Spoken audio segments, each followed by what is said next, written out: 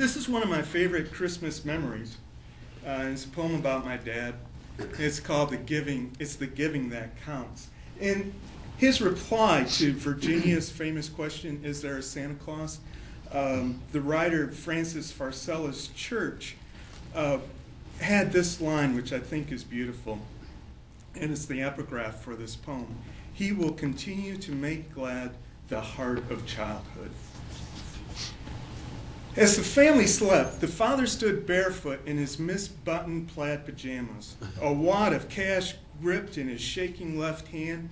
Christmas Eve booze screamed in his head. He wobbled on the crest of the spinning earth's curve, a landlocked surfer hanging 10, swaying and squinting, trying to read red names stitched on white tops of 4 stockings that hung on the branches of the 3 globe pole light that stood almost still, slow dancing, glowing.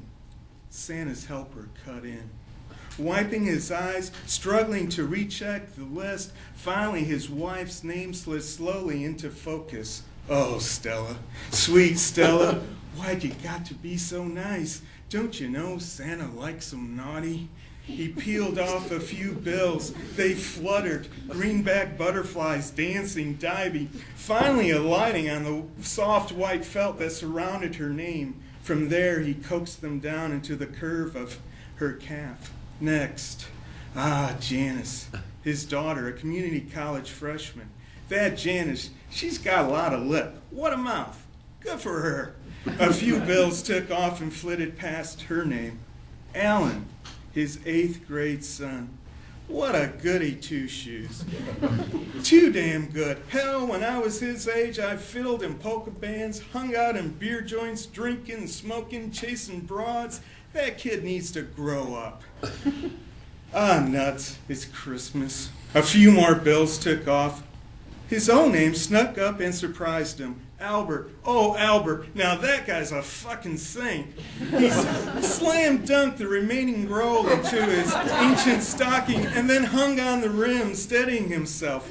Once his balance returned, he ricocheted down the hall, bouncing wall to wall until he crash-landed face down on his bed. That night, he slept with one foot on the floor, an old trick to slow the vertigo. Christmas morning came early.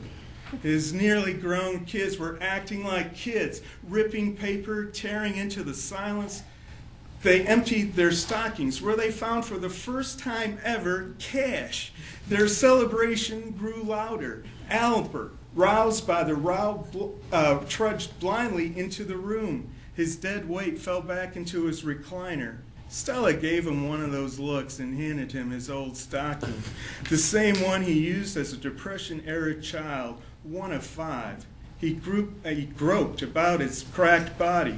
He felt the same old stuff that was always there. A few oranges, some walnuts, a handful of coins. Some Christmas, he thought. Until he slid his hand into the stocking's cool innards. It hit a wad of paper. Puzzled, he pulled out a payday's worth of cash.